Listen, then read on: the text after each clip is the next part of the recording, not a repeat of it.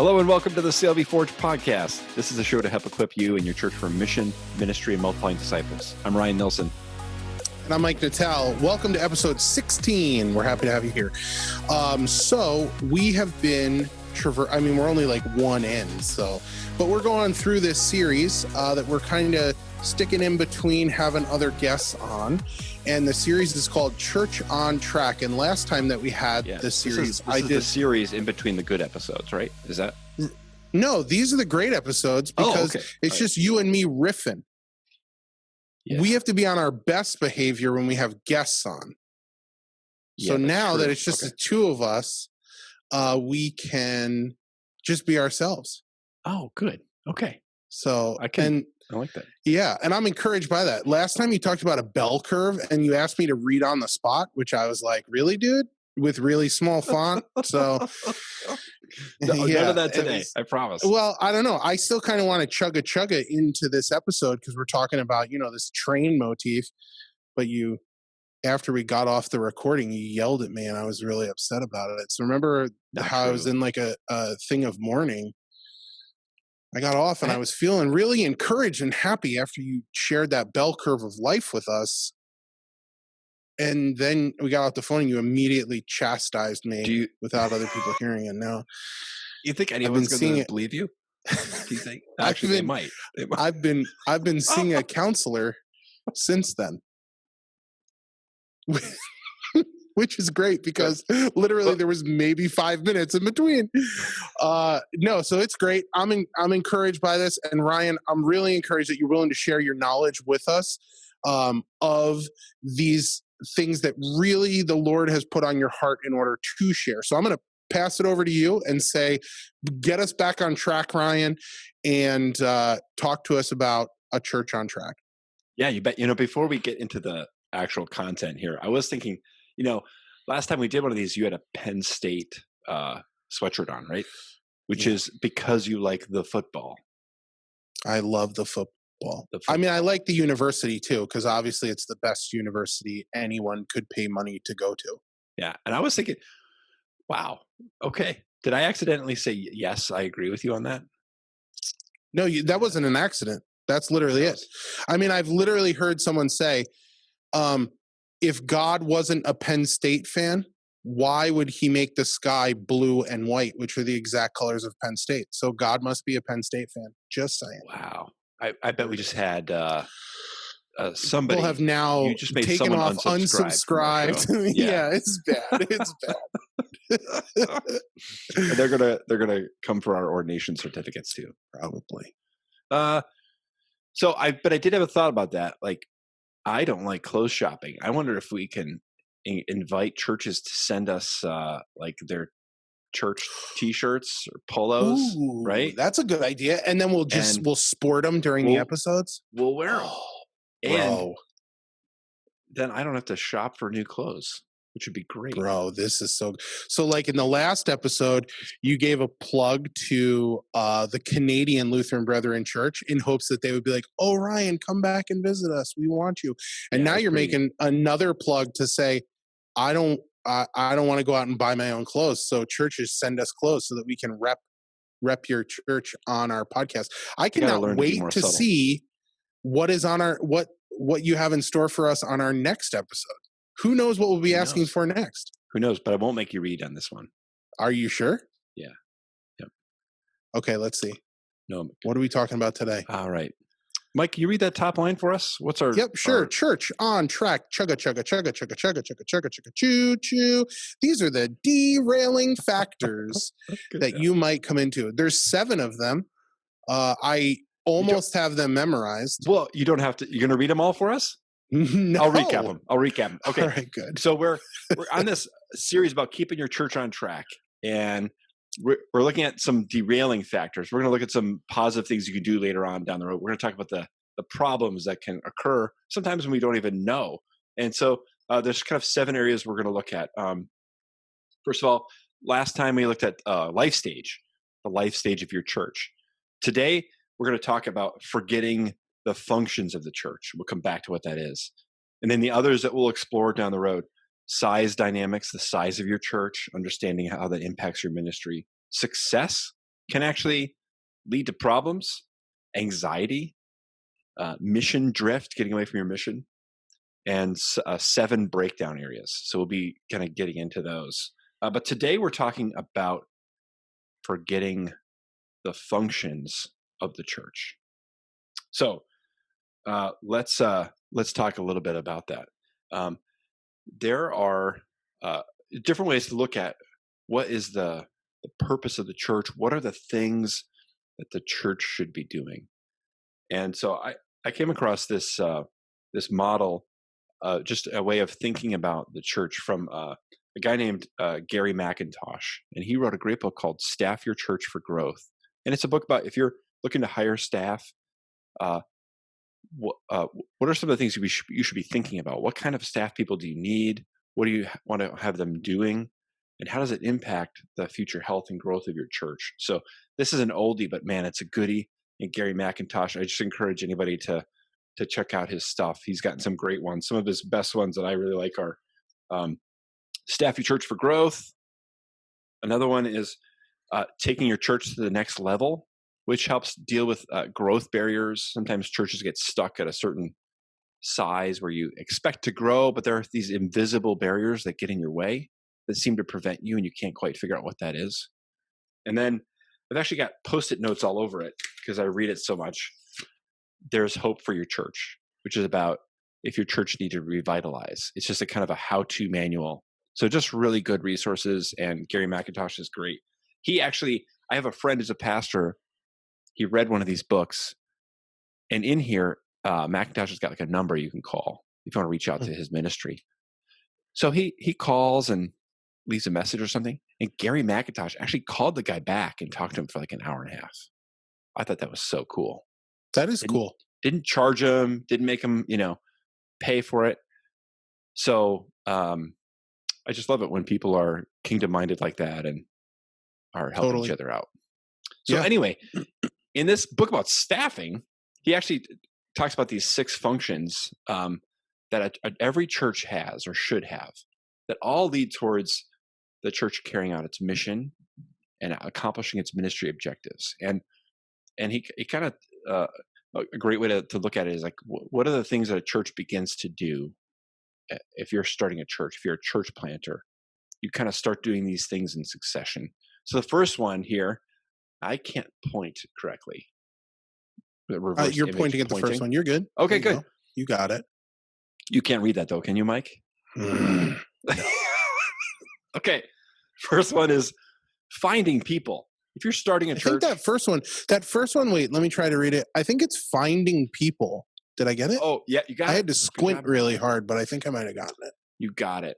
So that's one of the 6 functions of the church, finding people. We call that evangelism, but reaching out and helping make new disciples, new followers of Jesus, connected with new people. That's a key function of every church, but a church plant, they do that a lot because there's no one there. So they've got, if they're going to grow, if they're going to be a church, they have to find more people. And so that's an important function of the church. It's part of the Great Commission. Go into all the world, make disciples of all nations. The next one is keeping people. And we often refer to that as assimilation. And so that's helping people connect into your church to become a part of it. It's taking someone from being a first-time guest to becoming a connected, involved member and participant, maybe even a leader in the church. So that process is called assimilation. And that's something every church needs to do. In Ephesians 4, Paul says that the leaders of the church are to equip people for ministry. And so assimilation is a key part of that equipping that's going on. Then the third thing here is gathering people. And that's what we call worship. So if you're starting out a church, you want to find people, you're going to keep them, but you also have to gather them together for worship. And in our Lutheran circles, we really place high value and emphasis on the gathering for worship, gathering around word and sacrament. So this is something that we resonate with. In a church, in a new church, worship, gathering people for worship is done in a way that helps people to participate in the worship. And so the music, the type of ritual that's experienced is done in a way that helps cross cultural barriers to communicate the gospel in an effective way through those worship services. All right.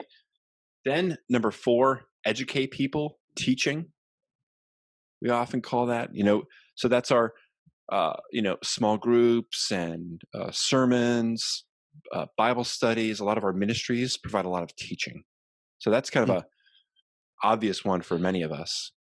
And then I have to make sure I get the right order. Oversee people or lead people. That's leadership. Church has got to have some direction and guidance, and there are all kinds of decisions you have to make. And so that oversight, the word for elder, one of the words for elder in the New Testament is overseer. And so pastors and elders, which are essentially the same office, those terms are used interchangeably in the New Testament. They are the overseers. They're providing guidance and leadership to the church. And then lastly, caring for people. People go through difficult things. We know in this pandemic, man, people need all kinds of care. Very true. A lot of people are hurting, right? And it's harder to care for people in this time. But these are, walking with people in times of crisis, caring for people when there's a death, people are losing their jobs, people are hungry, homeless, jobless. All right. So you can kind of categorize the biblical purposes of the church into these 6 boxes. Now, there's other ways to do it. This is not the best way or the only way. It's just one way. Is there anything else you noticed about this picture? Can you describe this picture to our listeners, Mike? Sure. It looks like a teeter-totter. Yeah. Like one of those things where the kids would play on the playground where one would sit on one side, one would sit on the other side, and one would jump, and then the other one would then use their feet to spring, and they would switch back and forth. They would go back and forth. So kind of all out in this big rectangle, right? On one side, and then there's a fulcrum. There's a triangle at the center, right? There's a fulcrum point where it can balance or tip either way. So on one side, you have find people, keep people, gather people, evangelism, assimilation, worship. On the other side, you have educate people, oversee people, care for people. On the other side of that fulcrum balancing point. Okay, so in a new church, there is an emphasis on evangelism, assimilation, and worship. And when a church puts a lot of energy into those areas, it tends to promote growth. So you can see the teeter-totter is tipped upward, like the direction is positive. There's growth. So when you put energy into finding people, keeping people, and gathering people in a way that communicates the gospel to them in an effective way, it can help lead towards growth, vibrancy, and health and strength.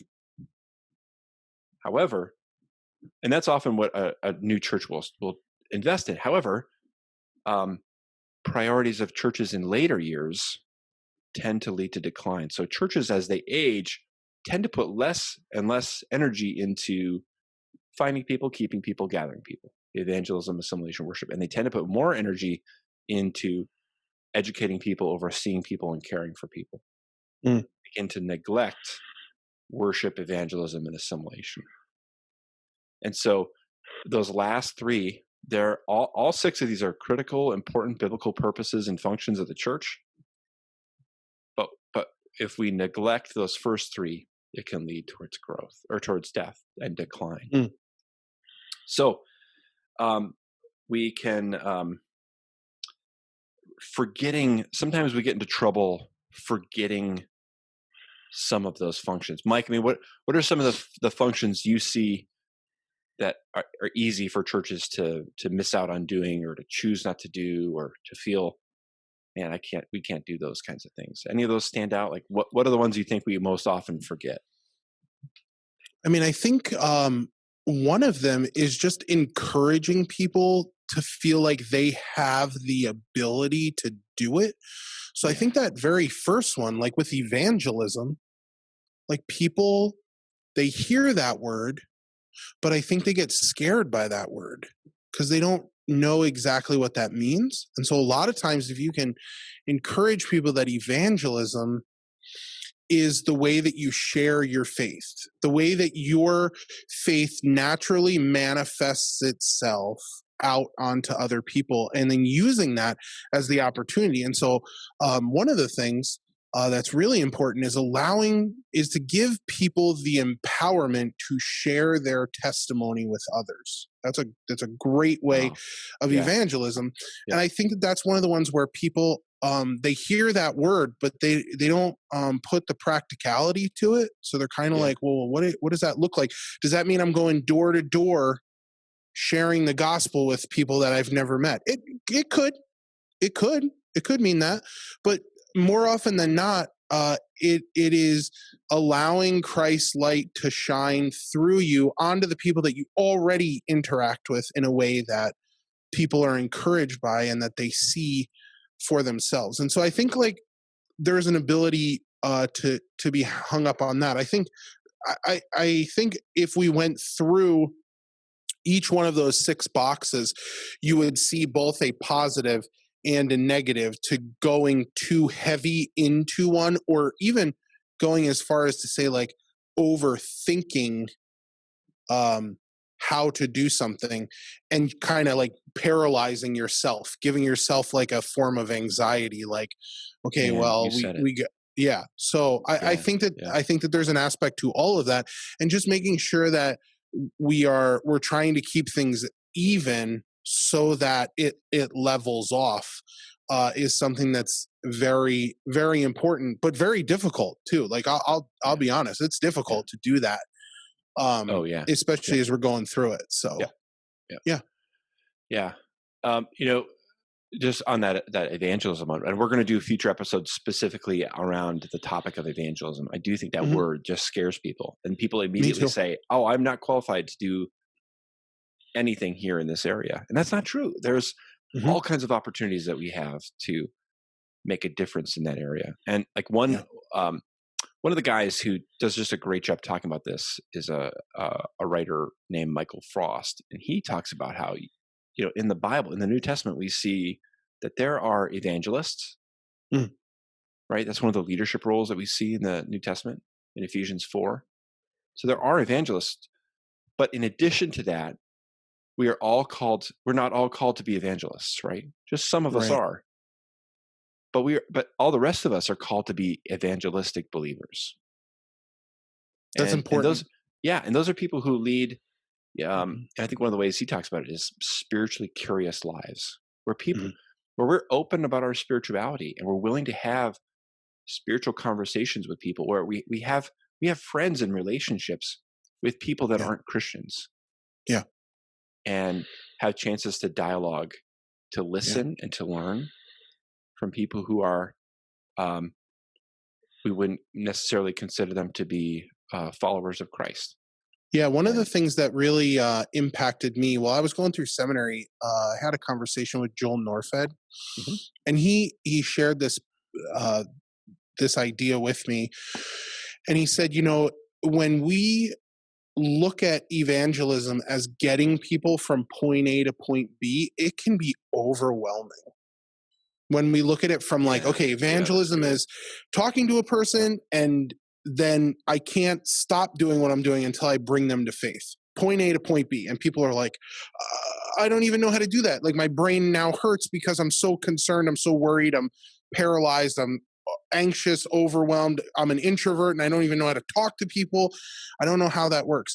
When in fact, if we viewed evangelism more as a trajectory of purpose, and then you looked at being just kind of like a notch that brings the person to the next point in the trajectory of point B, as opposed to literally being the sole person who brings them from A to B.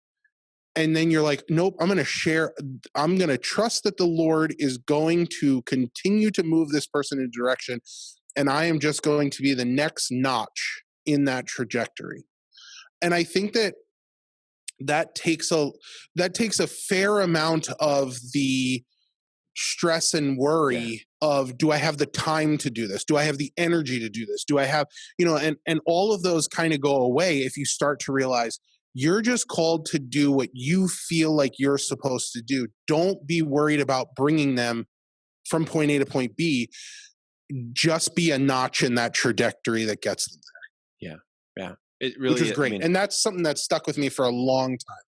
yeah. So Getting to know your neighbors. So a lot of people in the church, the longer someone is a believer, the more they tend to re-socialize, so that all of their relationships are with other Christians, and they lose contact with anyone who is not a part of their church family. And so just getting to know your neighbor and establishing friendships with people, not with the purpose of like, just, I'm going to get you into the church, I'm going to get something out of you, just to be a friend. Yeah. And not get hung up on, well, I got to make you a Christian, or that's the only reason I'm interested in you as a person. Exactly. And people can see that too. Like, oh yeah. Yeah. Like the genuineness, I think, is what people are really looking for. And they can see if you're being genuine or not, which is really important. Yeah. So one other thing I want to say about this, Mike, just thanks so much for what you shared. Yeah. When I spend time with churches that feel like, man, maybe we're stuck, or we're definitely in some kind of plateau, or man, we're declining. When I ask them to rate themselves on how they do, they tend to do really well at teaching. They have solid biblical teaching. They have a good Sunday school crew of teachers or Bible studies. They tend to do pretty well at they have, faithful, godly elders, and, strong, mature leaders. They often do a really good job caring for people. So in a struggling church, one of the first positive things I usually hear is, it's such a welcoming church. So people feel so cared for and loved there. But in the churches that are struggling, they do well in those areas, but they often recognize, even just in a 20-minute exercise, they recognize, we aren't finding new people. We aren't doing the work of evangelistic believers. We aren't helping people connect. Like, if there aren't signs, in your foyer, to tell people, where is the sanctuary, where is the bathroom, if people don't know what to expect, from your worship service on your church website, if the way you worship, could a non-Christian first-time attendee understand what's happening in your worship services? All kinds of, and how do you get connected? How do you become an integral part of the church if those steps aren't clear? There are all kinds of things we do to make it difficult for people to connect into the church. So there's all kinds of great opportunities to change that. And a lot of these things, they cost almost nothing. And they're about behavioral changes and attitude changes. And we can all do those. It's very possible and exciting. And even worship, people will often, in a struggling church, they will say the worship is very good, that they very much like it, but often the style of worship is very disconnected from the type of music. Let's even just talking about music that the surrounding community understands and likes and resonates with. So the style of worship, the expressions of worship, which change throughout the centuries and wherever you go around the globe. Sometimes churches will get stuck here and they'll do worship really well, but they'll do it in a way that doesn't cross the cultural barriers that they need to cross to communicate the gospel effectively. And it doesn't mean throwing out hymn lyrics, but it may mean changing the tempo, maybe the order of worship, the style of music, some of the ways in which you conduct your services to make them more participatory, and to help them communicate the gospel in a way that your neighbors in your community can relate to. So there we go. There's our functions of the church. Nice. And man, this can be so discouraging and overwhelming. And when when I do this exercise with people, with churches, I invite them. It's just like, what's one thing that you could make a little bit of a shift in? What's just think about one step you could take to move in a more positive direction with this stuff. Yeah. Ryan, I'm really glad that you brought that up too, because there can be the sense of being overwhelmed with this aspect, or even the bell curve that we talked about the last time that we were here. Yeah. And realistically, remembering, here's another thing too that I heard from another person: change within a church. Like if you're looking at this teeter-totter thing and you're like, we need to change this and this and this and this and this, realizing that change, not just within a church, but in general, we need to look at our ability to change needs to be like turning a barge, all right? Which is just a big boat. Yeah. So now we got this train thing going, chugga chugga, and now we got this big barge thing. You put the train on the barge. Yeah. All right. Okay. And so if you're thinking about it and you're like, okay, I need to turn this barge around. If you yank the wheel as hard as you can in order to turn the barge around, you're going to capsize it. There's no way around it. However, if you want to make the change, the best way to make the turn is in incremental changes, which is better for us as humans. If we're trying to change things like instantly, I want to make this change, therefore I'm going to do X, Y, Z. If it's not incremental, you are more likely, and I'm not saying that it'll happen all the time, because it might not. You might need an incremental or an immediate change, and it could just happen. But usually, the stuff that people stick with, habits-wise, are the things that we do incrementally, not things that we try to abruptly change in our lives. And so the same goes with the teeter-totter that you shared with us today. If you're going to try to change it, and you go in the next day and you're like, Pastor, I heard this amazing podcast by these two really good-looking guys, and we need to change this, and this, and this. That is going to be totally overwhelming in every way. Yeah. But if you think about small incremental ways, and I would encourage you, first and foremost, pray about it. Okay? Like if you're seeing something that needs to be changed, first pray about it. And then take incremental steps in that direction. Don't go in and say, here's the change that needs to happen, let's do it. But think about incremental ways to do it. And I think that everyone will benefit from that, which is really good to hear. Would you agree, Ryan? Yeah, absolutely. Great words of wisdom for us to end on. I mean, doing these things, so you really can have a strategy for each of these areas, for making changes in each of these areas. Yeah. And you can start with minor shifts tomorrow. Mm-hmm. But probably if you want to make major changes, turning that barge, that's going to take years. So as I've done these things as a pastor, that you can't feel like you've accomplished something in a month or two. But if you've been working in this, trying things, making mistakes, failing, getting some things right, improving it, usually I think like 3-4 years later, you can start to see, wow, we have really turned the corner in this area. Yeah. And people are starting to get excited about what's happening in this area of ministry. To kind of relate it to a train too. So here's something, and I don't know, maybe I'm totally wrong with this. I don't really know about trains. I don't think I've ever seen a train able to turn 90 degrees or more. When you think about it, like there's no track that literally turns 90 degrees, correct? Or more. Well, there is a turntable. I didn't think about a turntable. Right. So there is a turntable, but in terms of like how you're going to turn, but like even with a turntable, the train needs to be within the turntable to turn. It can't be like, oh, we're going to turn half the train, right? It's got to be on the track.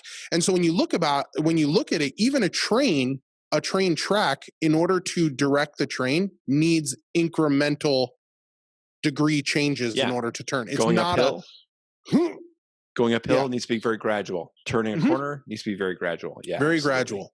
Man, we could really work this analogy even more. Dude, just wait. It's going to get better. Yeah. And and revitalizing a church. If your church is in decline or plateau, and it's been that way for a while, it's not an overnight fix. You need to be ready for a decade of ministry to change the direction of an entire church. Yeah. So, and it's great work. It's exciting and rewarding. It's difficult. But that's why we're here. And that we want to encourage you to engage in that work and know that you're not alone. I'm not talking to you, Mike. I'm talking to our listeners. Oh, dude, I'm totally there. I want people to know, I'm totally there with you. And if you need somebody to encourage you because we're in the same exact spot, give me a call. I'd love to talk to you about it. I'd love to encourage you. I mean, we're all in this together. Absolutely. And I'm not saying that my church is any better than anybody else's church. We're struggling with this stuff too. I mean, I'm convicted by a lot of this stuff that's being shared. But what is important is the longevity, and making sure that you're doing those incremental changes as opposed to trying to just, yank the wheel as hard as you can in a certain direction. Yeah. Good words.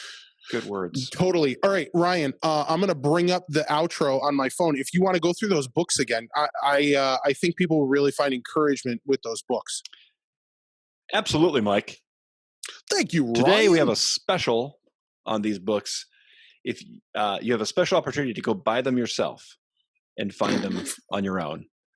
And the books are, these are books by Gary McIntosh, who you mentioned. Staff Your Church for Growth, an oldie but a goodie. There's Hope for Your, by the way, that's not the subtitle, an oldie but a goodie. It's still really good stuff though. Staff Your Church for Growth. There's Hope for Your Church, and taking your church to the next level. Some great resources. So maybe that'll speak to something that you're wrestling with. Solid. Ryan, thanks for sharing your passion once again with us. I look forward to the next episode where you're going to share a little bit more with us. To the listener, you guys are awesome. We're appreciative for you for tuning in. And what we're hoping for is that we would love to hear from you to cover topics that you're looking for input or encouragement for. So please reach out to Ryan and I. If you know either of us, send us a text message, an email in private, or if you don't know us, we would love to get to know you. You can email us at podcast@clbforge.org. And we'd love to hear from you guys for your input. Don't forget to subscribe to the podcast so that when it gets dropped, you get a notification so that you can listen to us again. And we'd also be super encouraged if you would share this podcast with a friend or a colleague. That's all we got for you today. Tune in next week. See you guys later. Thanks, everybody. Thanks, Mike.